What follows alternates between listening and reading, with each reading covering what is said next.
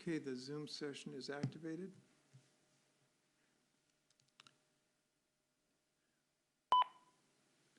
Is that going to be up on up there?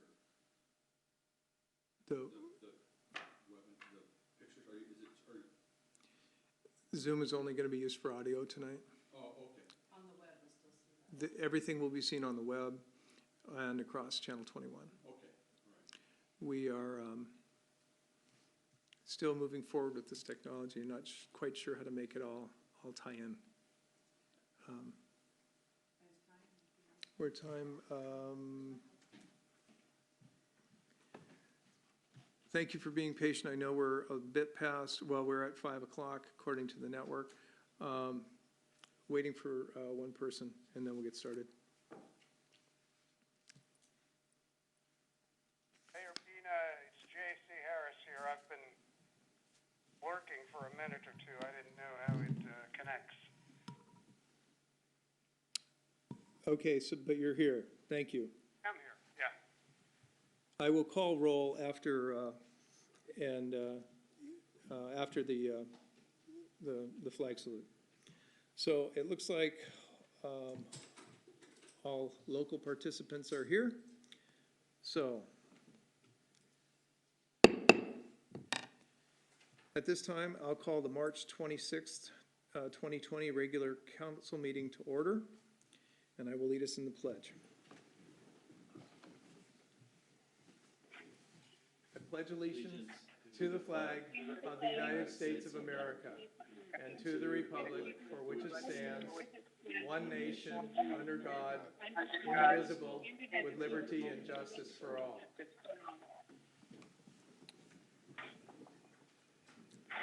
As a reminder to all council members, when you're not speaking, please have your phone on mute. It'll really help to cut down extraneous noise. So council, today we're meeting under very constrained circumstances, operating under a proclamation of emergency, which was issued on March 5th, 2020 in response to the COVID-19 outbreak.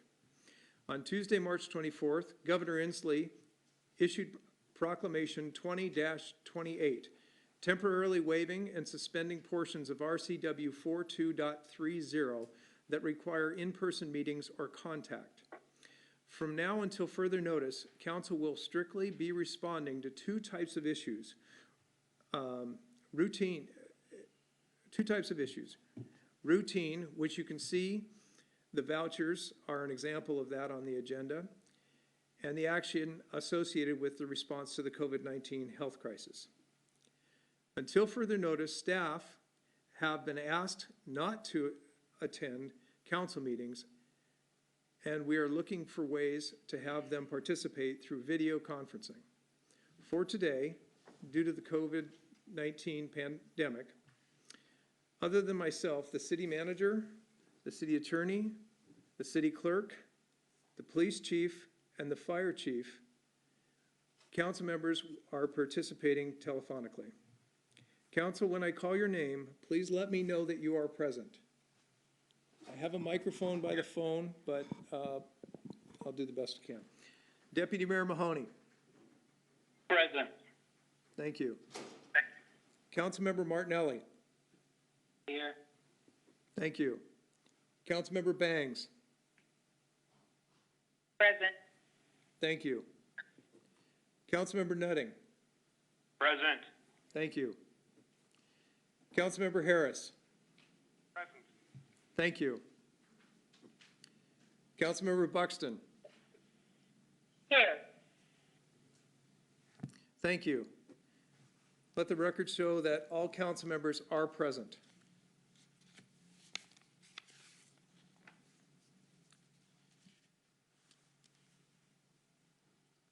As mentioned on the agenda, we are suspending in-person public comment during the council meetings until further notice. Public comment is still encouraged, but will be accepted in writing, either by email or mail. Our council meetings can be viewed live on Comcast Channel 21 or streamed live on the city's website. Are there any correspondences or have there been any written public comments received? Yes, Mayor, we received 3. emails. First one was from Yoshiko Grace Matsui, and she wanted to urge council to remove the restriction on telephonic participation during the COVID crisis. And then she also urged you to look at Rule 7.1 to be permanently removed.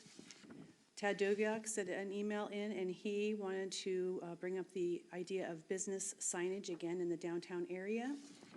And an email from Will Husing talking about no outreach to the residents of Des Moines as to what the city is doing to support the residents. And that concludes comments and correspondence.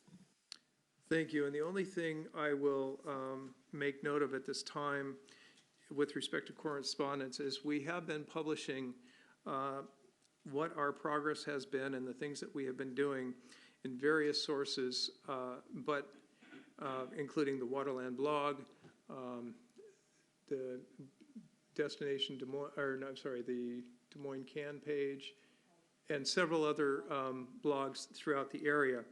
We have had a conversation tonight to look at what we might be able to do with Channel 21. And Channel 21 is only available to Xfinity subscribers. But there is a possibility that we can take some of the documents and create a slide deck and put them on Channel 21. So we have part of our team working to get that done. In addition to board and committee reports, council member comments also have been suspended until further notice. So I want to start off the meeting tonight by specifically highlighting the role of the council as a whole during an emergency like we are currently living in. Individual council members acting on their own have no responsibility in an emergency for taking actions that are not coordinated with the council as a whole. With that said, we will now go to our administration report, and I turn the microphone over to Michael Mathias, our city manager. Thank you, Mayor. We have a brief PowerPoint that we want to, that we're going to put up here, and we've also sent that to the council as it was finished recently, last 20 minutes. I want to just point out a couple of things that we've been doing as a city. Toward the end of February, the presence of the coronavirus became more evident, and this was especially highlighted by events in Kirkland, Washington, at a single nursing home facility. And from that point forward, Washington became a hotspot for infection and somewhat with fatalities. So toward the end of February, the city initiated a number of actions to try and respond to the virus. And this was at the same time that the federal government was searching for what would be the appropriate guidance to provide, and the state government was doing the same thing. In the beginning of March, we started holding daily briefings, which continue to today, with all of our senior staff, with our first responders, South King Fire and Rescue, with our police department, and the senior members of those agencies.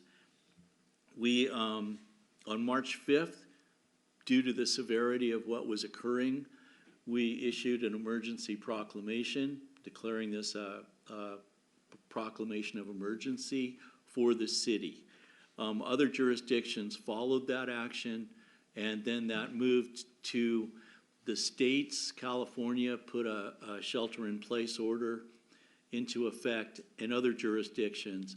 And for the state of Washington, that was this week, the governor established the Stay Home, Stay Healthy, which is essentially a shelter in place with restrictions on movements and activities and workplace and other aspects. We were one of the first to go to telecommuting, which we have done with our staff. All of our city facilities are literally closed, with the exception of the Senior Activity Center, where we have been providing in the neighborhood of about 60 lunches a day. And that is done by transferring the lunches to the seniors in the parking lot where they can pick those up.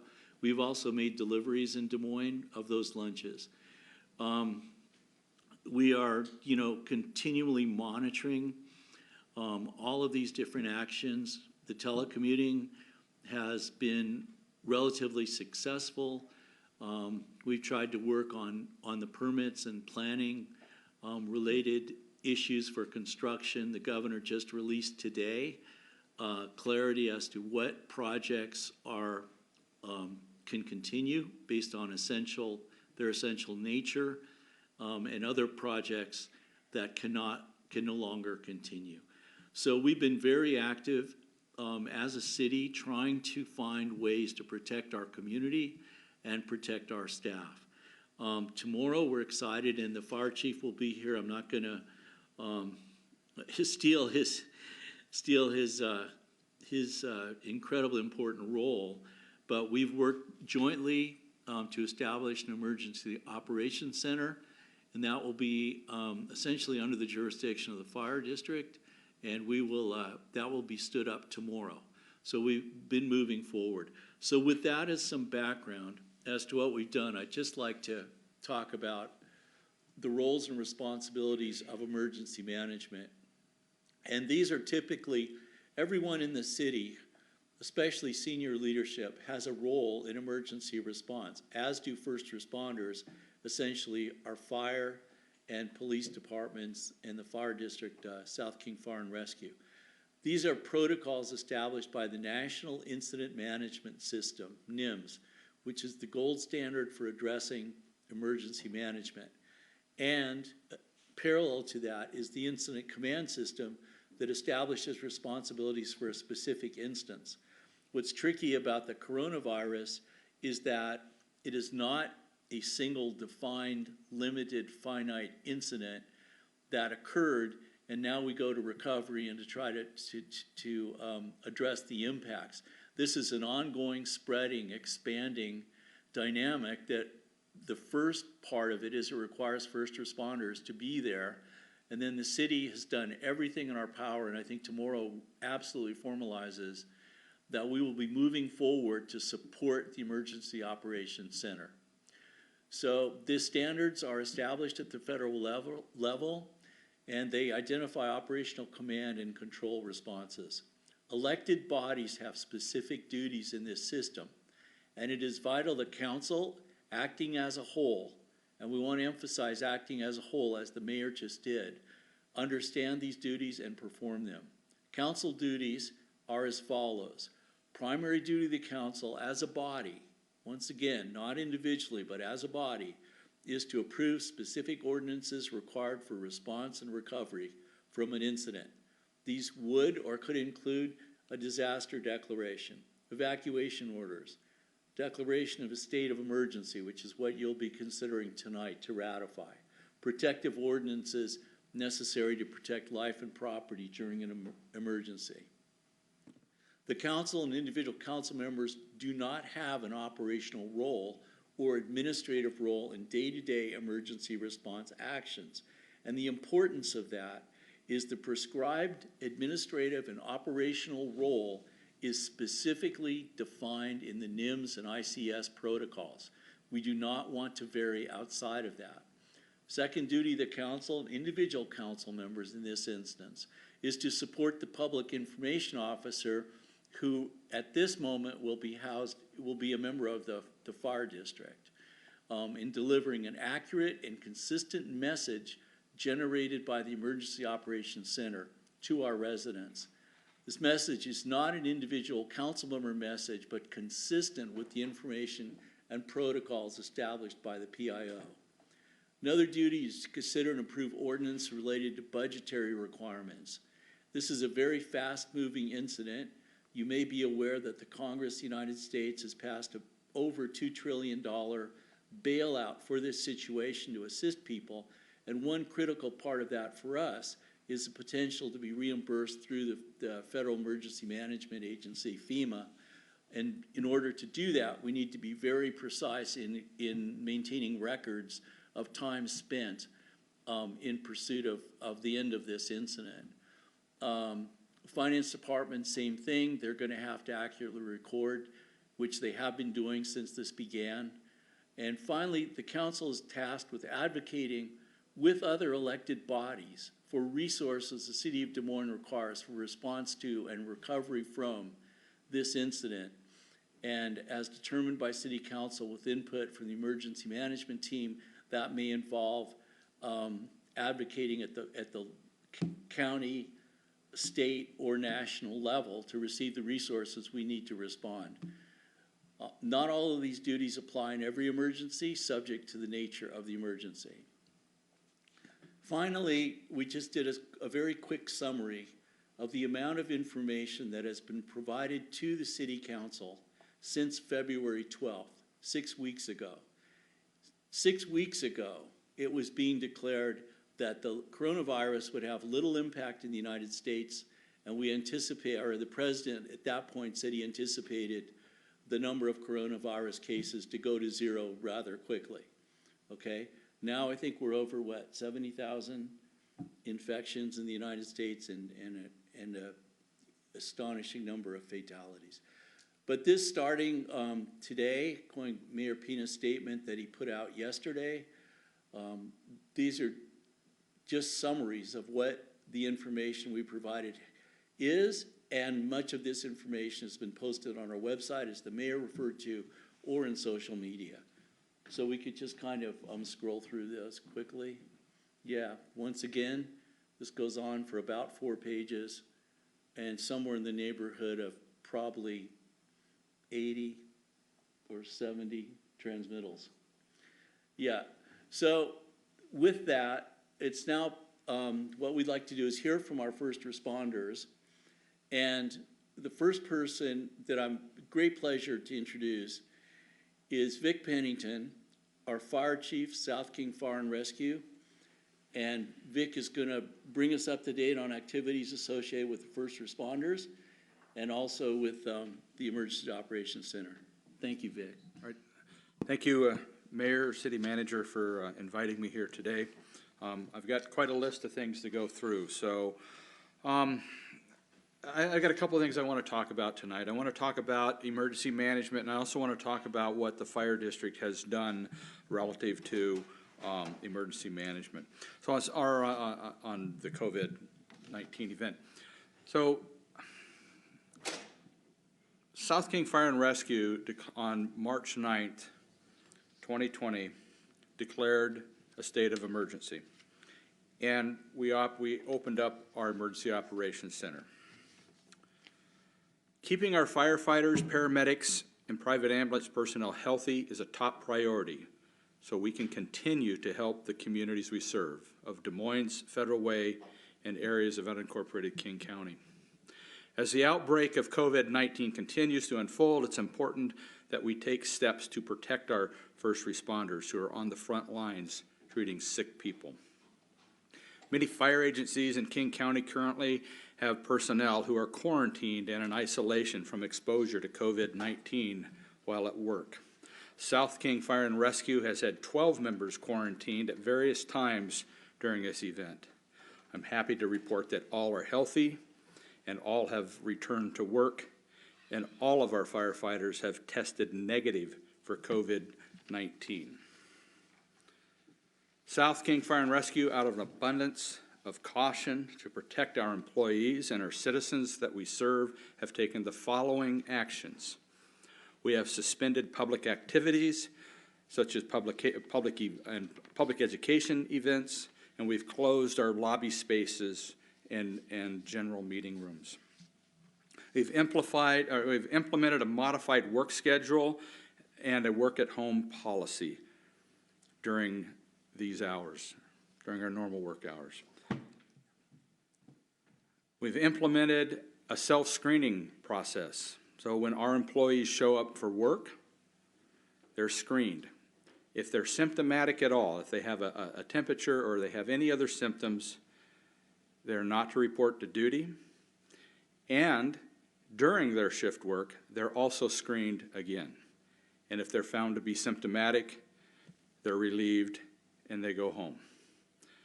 This is meant to assist in keeping a healthy workforce. We have to have a healthy workforce so we can provide the services to our citizens. So there are very few constants in this COVID-19 event. The dynamics change constantly. They change daily, sometimes hourly, as the science begins to unveil the layers of COVID-19. However, for the public, for you, there are some consistent practices. Now, we know that our older population and those with underlying medical conditions have proven to be vulnerable to this disease. Here's what you can do to help reduce the widespread transmission and lessen the impact on our healthcare system. Wash your hands with soap and water frequently. Sing the happy birthday song twice.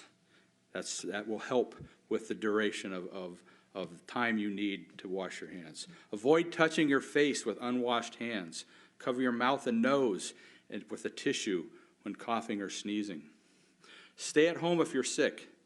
Avoid close contact with others. Telecommute if your work allows it. Practice social distancing. Social distancing. This is really important. Let me share with you some estimates that were provided to me by King County. If we do nothing relative to social distancing, the estimate is that there will be 25,000 cases of COVID-19 in King County, and about 20% of those, or 5,000 people, will need hospital care. And quite honestly, our hospital system cannot care for that many people. It will overload it.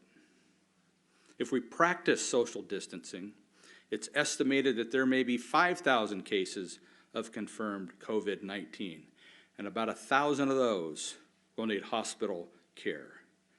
That's a manageable number of patients. You can make a difference in your destiny. It's our destiny, resulting in better outcomes for all of us. We work on a regular basis with the State Department of Health, Seattle King County Health Department, the King County Fire Chiefs, medical program directors, local cities, and other government agencies. And we all meet several times a day. Folks, this is a big deal. This is something that in my over 4 decades that I have not experienced, as most of us have not. We've seen different things come through like SARS and H1N1 and the bird flu, and it gets to a certain point. And then it drops off. But we're still climbing, and we really don't know where that's gonna end. The latest estimates are by April 6th, we might be at a peak, but how long is that gonna last? We don't know. These are our best guess by some really, really smart people, a lot smarter than me. So we're in it together, and we'll get through it together. Now I'd like to talk to you about emergency management operations. So this is a large medical event. It's not like an earthquake. It's not something that you see. It's kind of like getting shocked by electricity. You don't know when it's going to happen. It's there. It's invisible, and yes, you walk into a electrical line and you get shocked. That's what this disease is. It really is. You don't know where it's at. So emergency management, and I'll talk to emergency management relative to the city of Des Moines. Most of my career has been at King County Fire District 26, which served the city of Des Moines for over 30 years until we merged with Federal Way and created South King Fire and Rescue. So for years, we have responded to emergencies with the city. And for years, we've wanted to have a really good emergency management plan. Sergeant Richards of the Des Moines Police Department and I worked for years to maintain a basic direction in emergency management. And it kind of ebbed and flowed as time went on. But it really wasn't truly embraced until about 2016. In 2016, there were some changes in the city.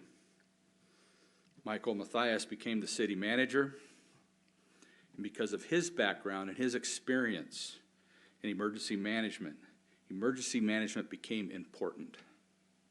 It became really important. It became a priority for the city.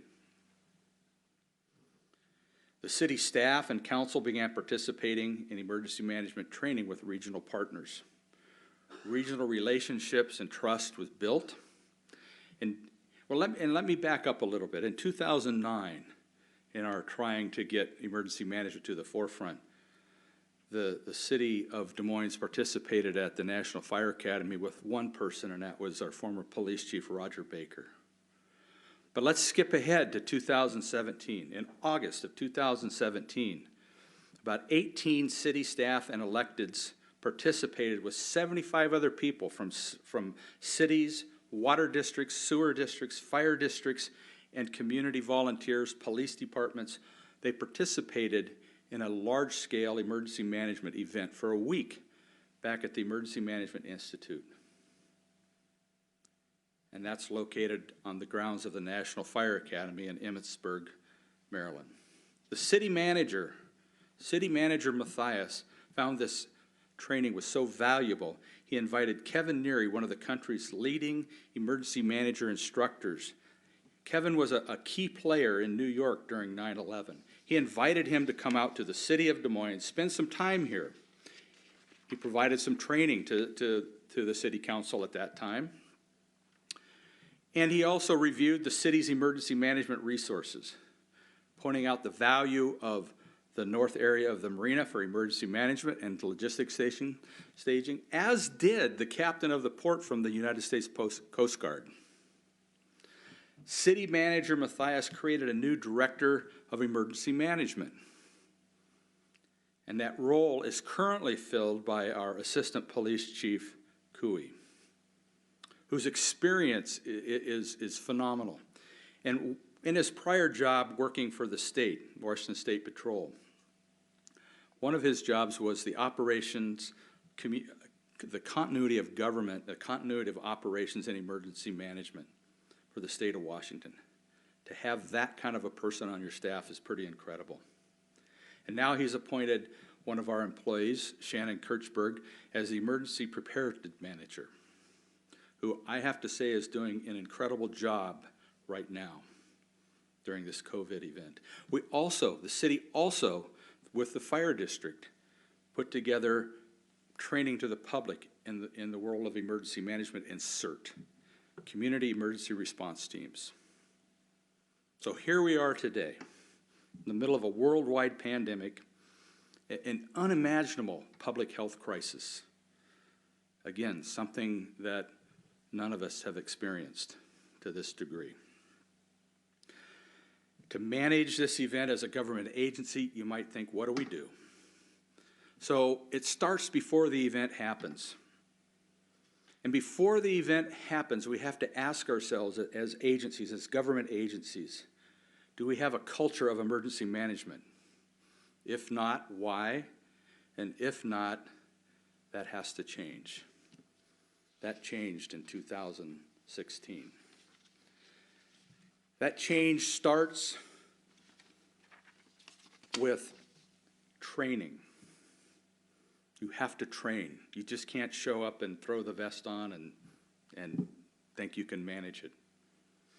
It starts with building relationships and regional partnerships. It starts with the development of emergency management plans. And it starts with having the right people doing the right jobs.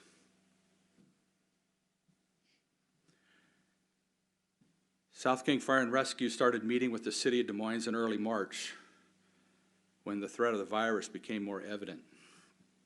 Shortly thereafter, both the cities and South King Fire and Rescue and the other cities that the fire district serves issued proclamations of emergency. Tomorrow's a very incredible day for the city of Des Moines, especially. Tomorrow, at the fire station in Des Moines, we will open up an emergency operations center, a jointly staffed emergency operations center, and it was staffed with fire and police, because this is a fire and police emergency response. And this was a project that really wasn't scheduled to be done until late part of this year, before the big storm season. I have to tell you that the role and the city manager stepped up, and he understood what we needed to do. And he mobilized his people, the police chief, his information systems, his operations manager, and several others. It took a lot of people. And they took what was going to take the better part of a year and stood it up and ready to go in 2 weeks.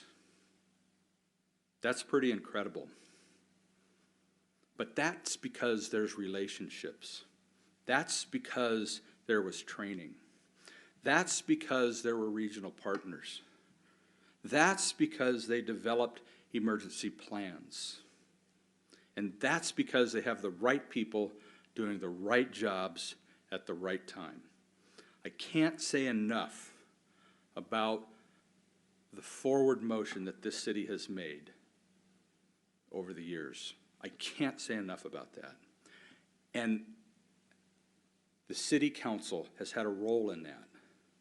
But it took one person to lead that charge from the city. And that's the person that says we're going to do it or we're not, and that's the city manager.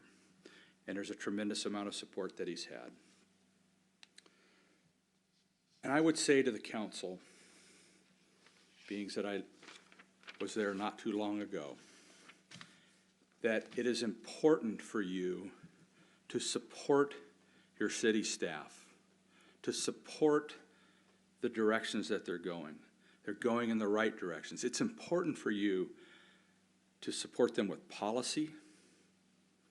It's important that you reach out to your constituents, your citizens, and make sure they have the right information. Make sure that the information comes from your city staff. Make sure the information comes from reputable websites. Department of Health, Seattle King County Public Health, the Fire District's website, the city's website. That's important because I can tell you at the very beginning of this that the media did an outstanding job at creating panic. And if you think that is untrue, go to the grocery store. So folks, I will leave you with a couple of things. I want you to check on your neighbors via the telephone, and especially those that are elderly. Anyone who may need assistance with obtaining groceries, do it safely. And remember that even if you're young and healthy, you still may be a vector for this disease, and you should take appropriate precautions. Follow the governor's orders. It's not spring break. Follow the governor's orders. Because all of us working together, all of us, we can guide our destiny, resulting in better outcomes for all of us. And remember, we're all in it together. Thank you. Be safe and take care. Thank you, Chief. I'd also like to ask Chief Thomas to say a few words. I think one of the most extraordinary things about what we're doing jointly is the quality of relationships and communication and trust that exists. And that's just been phenomenal. And that's just a blessing of the people involved in all of this, including our mayor and our council, our senior staff, the fire chief, his staff, police chief, and your staff, and Mark Cooey is part of that. And great wisdom to have brought him on board. But Chief, if you would. Yes, thank you. And so I will give a briefing on what we're doing in the police department in this situation and with the EOC. But I want to start and just make a quick comment. I'm in my 32nd year as a police officer, and about the past 10 of those have been as a chief in a leadership role. And I just want to express to the members of our city that I never once in that entire career had as much support as a police leader that I have right now from the city manager, the mayor, the council, the relationship with the fire department. Chief Pennington and Deputy Chief Metafton have we talk on the telephone several times a day. The communication, the cooperation is so close. But Vic talked a little bit about the Emergency Operations Center, and I can tell you it came together well, and Shannon Kirschberg did an incredible job. She's really hit the ground, and she's doing a great job. But I'll be brutally honest with you, it hasn't been easy. We put together what should have taken 6 months in about 2 weeks. And sometimes when you're in an emergency situation, you need stuff done and you need it 10 minutes from now, not when people are available. And I can tell you, there's been a time or two that I've gone in and either into the city manager's office or a telephone call, and I can tell you, he moved mountains for us, for the police and fire department, to go live with what's about to go live tomorrow in the EOC.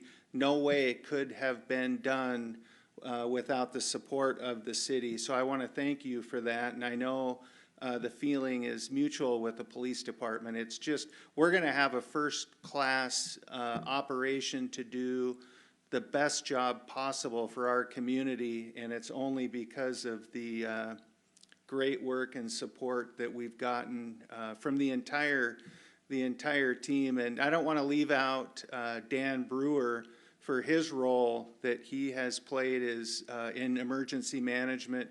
He and Mark Cooey, my assistant chief, have done a lot of the strategic, tactical stuff, and they've really made this work, and Dan has played a critically important role also in putting this together. So in the police department, we're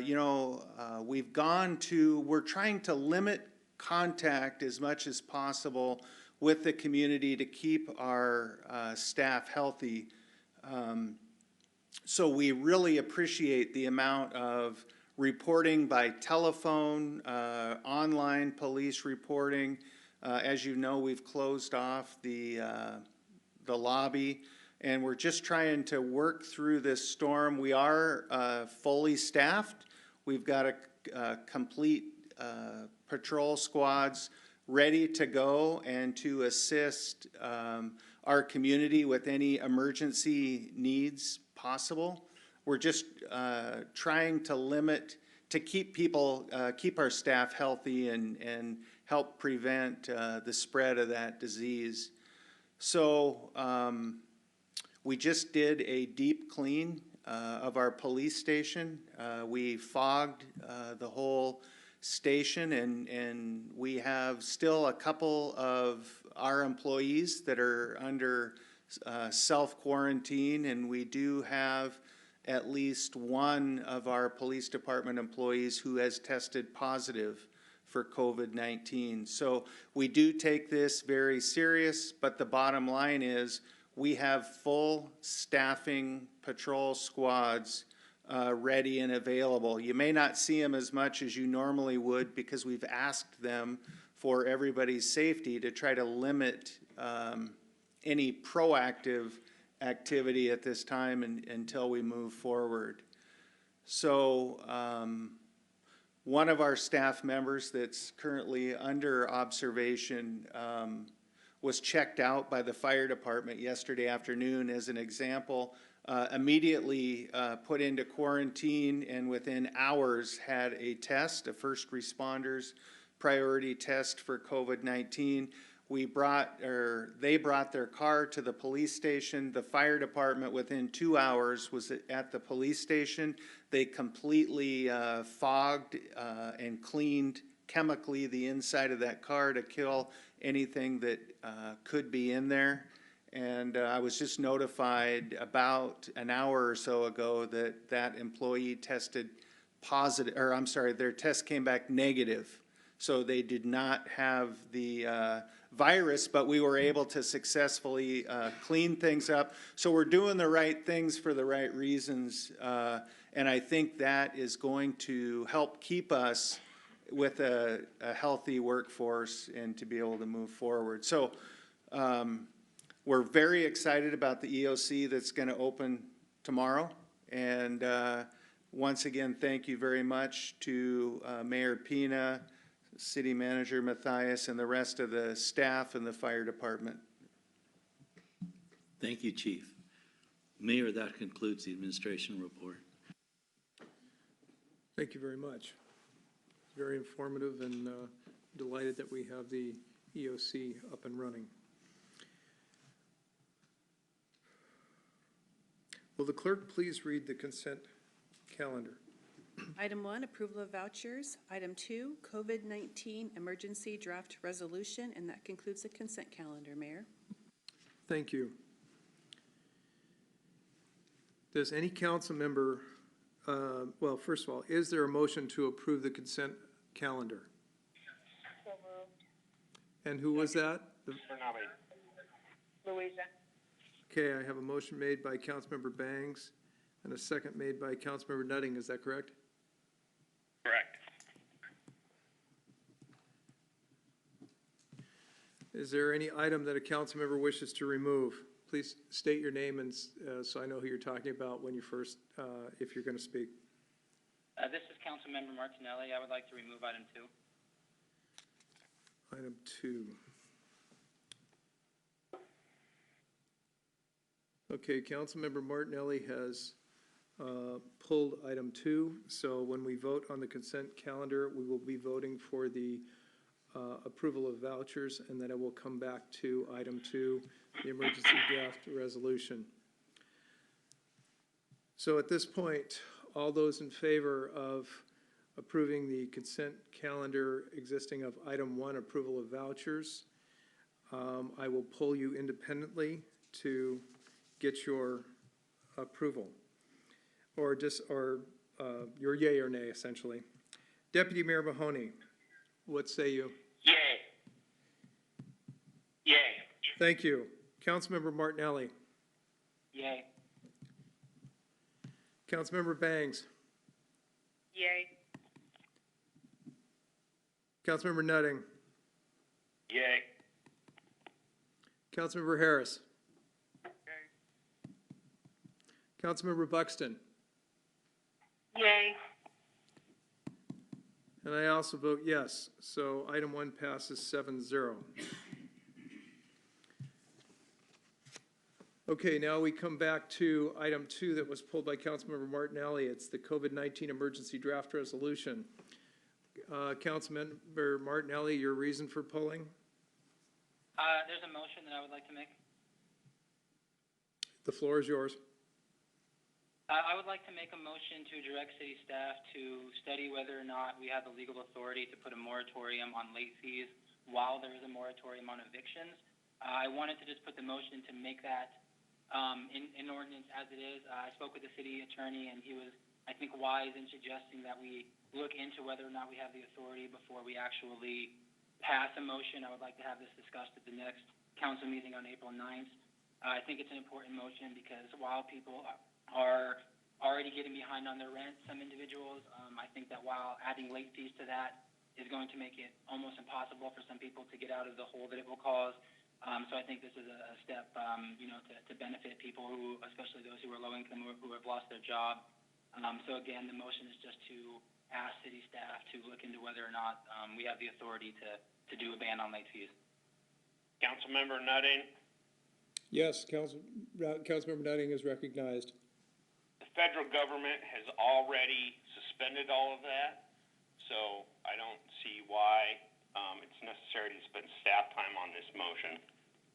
From what I understand, Councilmember Martinelli, from what I understand, there is no moratorium on the federal level or even state level for late fees. The city attorney, I think, might be able to clarify that. When I spoke to him, it didn't seem like that seemed to be the case. It seemed to be that there is still the ability for late fees to be accrued. There was a statewide and federal moratorium placed on evictions, but not late fees. So while people can't legally be evicted, they can continue to have late fees accrued during the time that they're not able to pay rent. Councilmember Nutting? Yes, Councilmember Nutting recognized. Because I have properties that I collect rent on, I have read it, and it does lay out the fact that late fees can either be dismissed or spread out over time if the landlord so desires.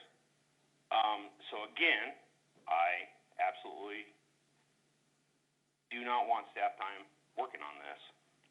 So Councilmember Martinelli again, so based on what you just stated, that the landlord can choose to not issue late fees, what I'm stating is that the landlord should not be able to issue late fees, and that is just going to cause a bigger issue in our, local society or local economy.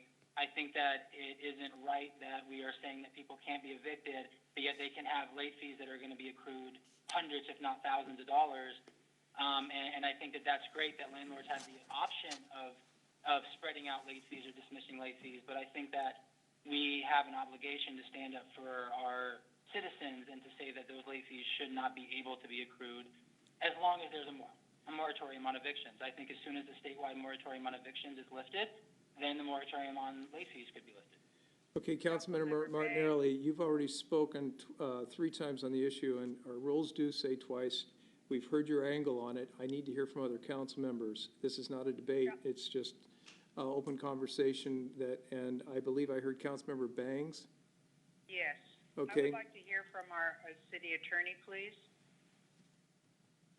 You'd like to hear from our city attorney, okay? I guess just the point of order at this point, there's a motion, but it hasn't been seconded. So we would need a second before we proceed to further discussion. True. Councilmember Harris, I will second the motion.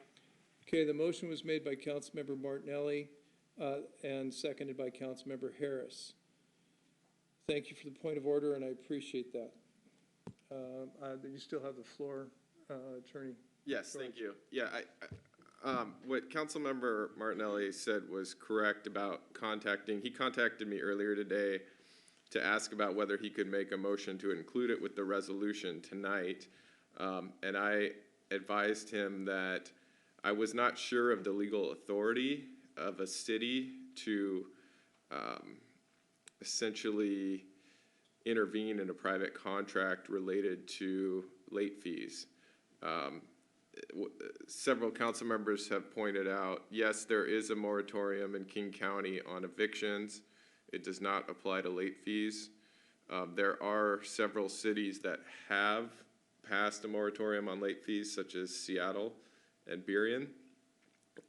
And the research that we have previously done on this issue seemed to indicate that a city didn't have the authority to do that.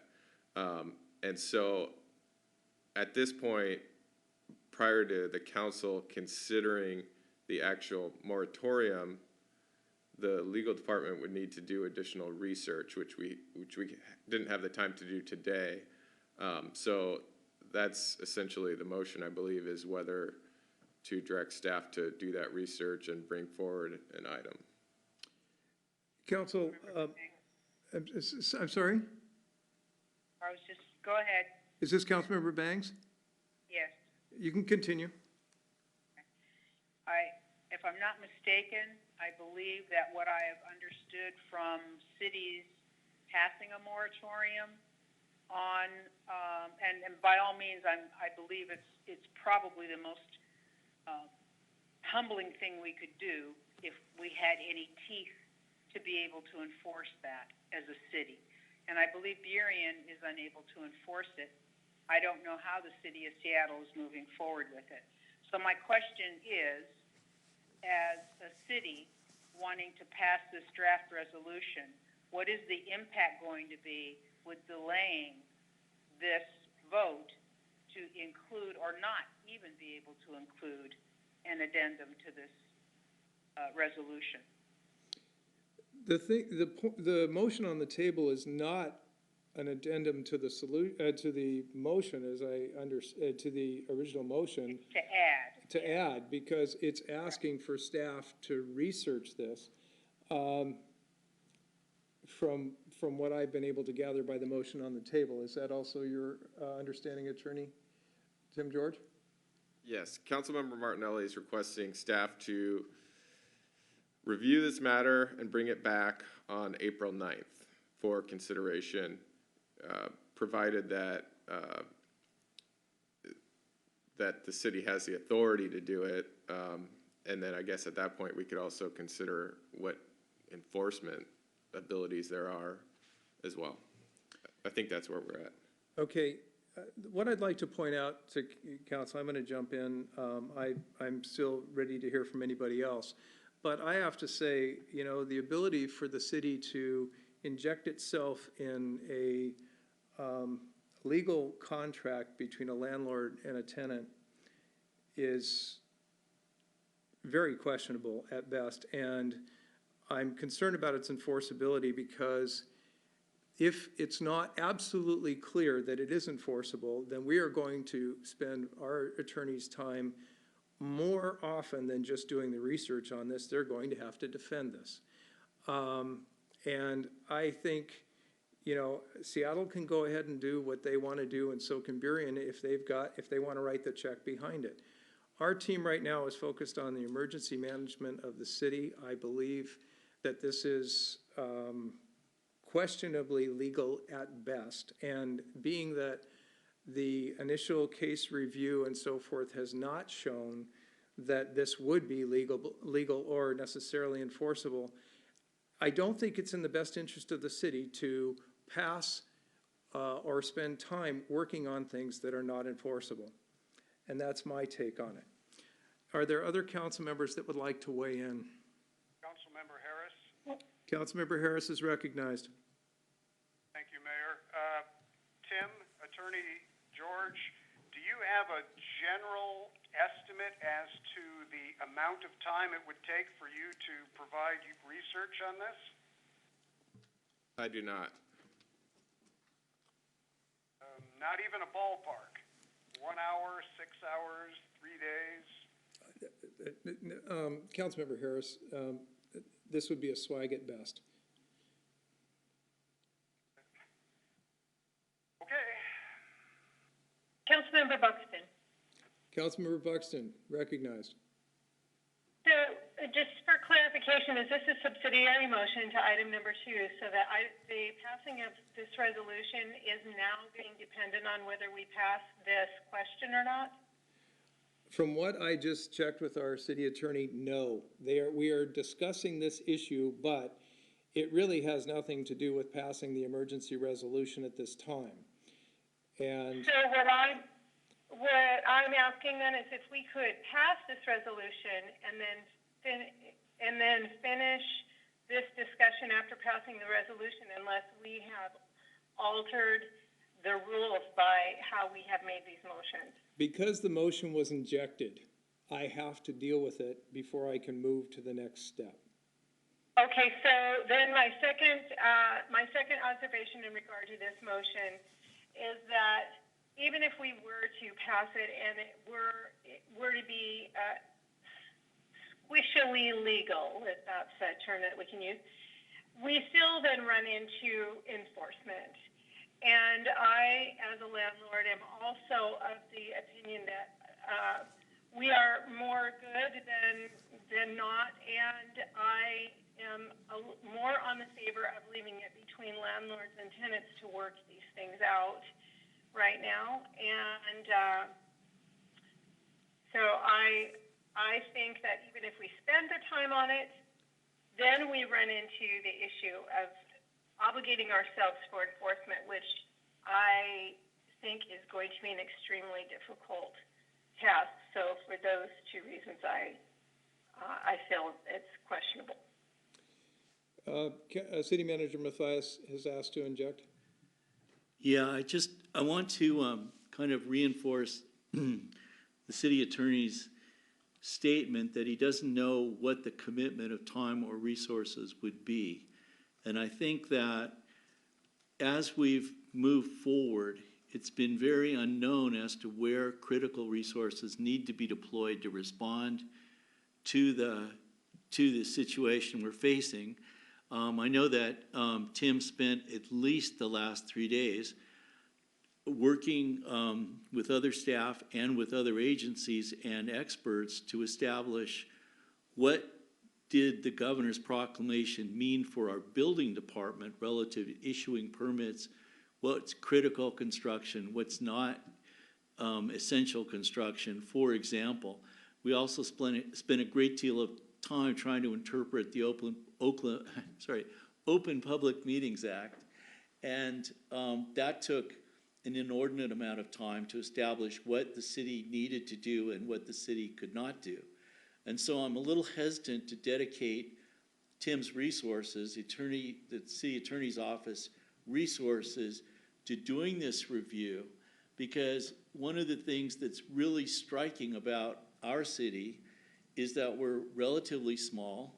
We're doing a great job with our fire and police and responding as we are able to events associated with the virus.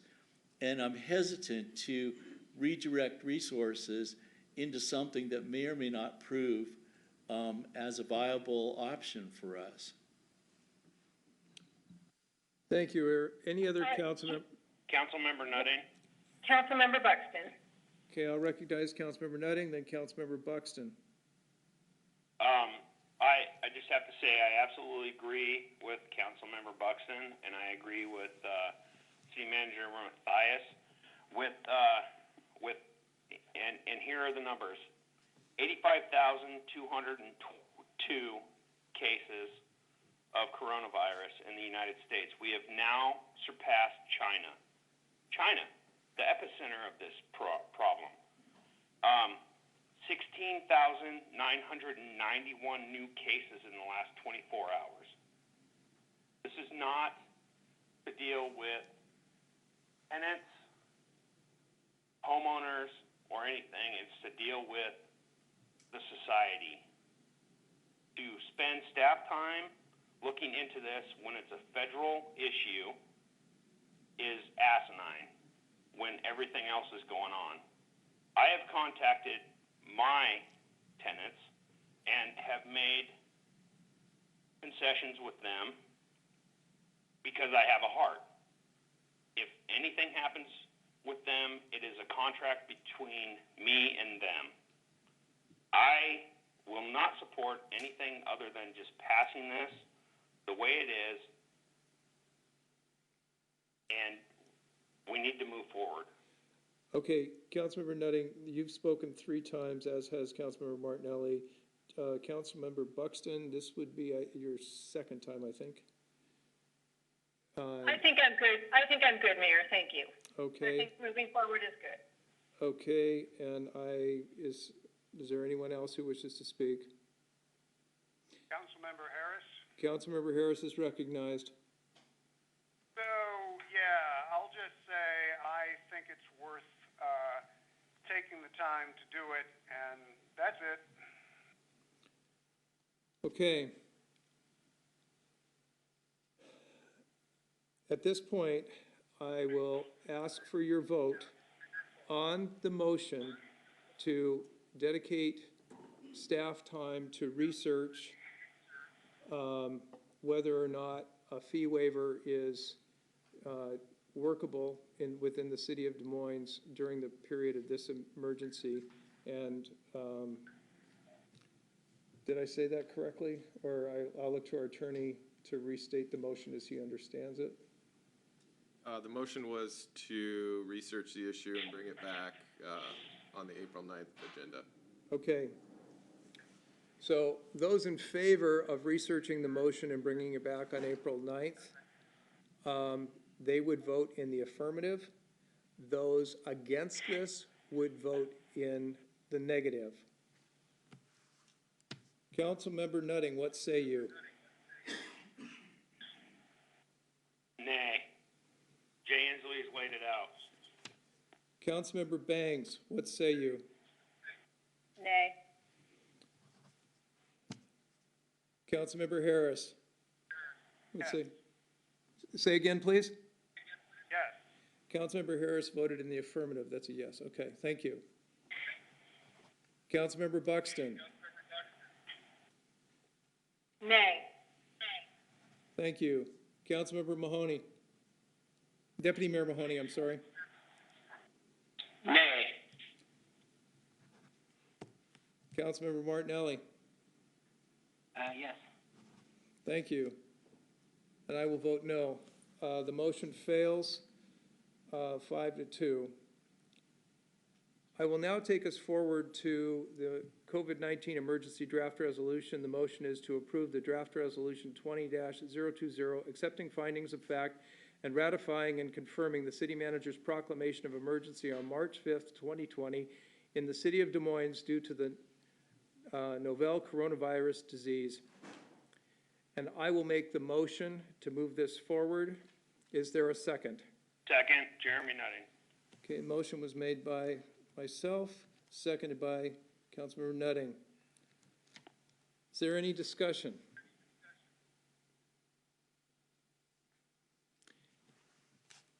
Okay, hearing none. Deputy Mayor Mahoney, what say you? Yay. Deputy Mayor says yes. Okay. Councilmember Martinelli, what say you? Yay, and thanks to the city manager and staff for all the work they're doing. Thank you. Councilmember Martinelli says yes. Councilmember Bangs, what say you? Is that yes? Yes. Thank you. Councilmember Nutting, what say you? Yay. Yes, thank you. Councilmember Harris. Yay. I'm sorry, Mr. Harris, I couldn't hear you. Can you repeat that? Yes. Yes, thank you. Okay, your signal's just a little weak on my end. Thank you. Councilmember Buxton, what say you? Yay. And I too say yay. This passes 7-0. Okay. At this point, we are at the end of our meeting. Our next meeting is scheduled for April 9th, and we will be continuing to work to bring the format forward and look at what we can do with new technologies. I appreciate everybody's patience through this difficult time. I want to extend very sincere gratitude, as was expressed by the council in their, just a few seconds ago in their vote. Michael, Chief Pennington, and our chief, I just want to say, you guys are doing an outstanding job. And our community is much, much better because we have the three of you leading our emergency management. Chief Thomas, the partnership, when you came to the city, the partnership that you formed with our South King Fire and Rescue and so forth makes me feel like, and I know that there are definitely differences between the red and the blue, but for those of you who can't see that, they just bumped elbows. But you guys are working as a team, and I continually am humbled by the work that goes out there. I know Chief Pennington, your folks are running in with the appropriate gear to make sure that other first responders can be safe and protected as long as it is appropriate in that situation. I can also say, Chief Thomas, on the streets, I see your men and women, they are very active and they are taking care of a lot of things. These difficult times do bring out some interesting behavior, and your team is working amazingly well. And I will look back at our city manager, Matthias, and the fabulous team that we have here. And I also want to express my gratitude to the council. I know this is difficult, and this is an extremely unusual way for us to function. I too am, social distancing, staying at home, working from home, doing everything I can while trying to take care of family members and things like that. And I know this is not easy. but we need to, stay the course. Let's beat this thing and let's get back to doing other business. So anyway, I want to thank everybody for their attention tonight and we will be in touch. Is there a motion to adjourn? So moved. Second. Deputy Mayor Mahoney. Okay, I first heard the motion from Councilmember Bang, seconded by Deputy Mayor Mahoney. All those in favor, please say aye. If you're real loud, I'm just gonna count that as good. Aye. I think we got everybody. I didn't hear any nays. All right, take care of yourself, stay safe. We are adjourned. Aye.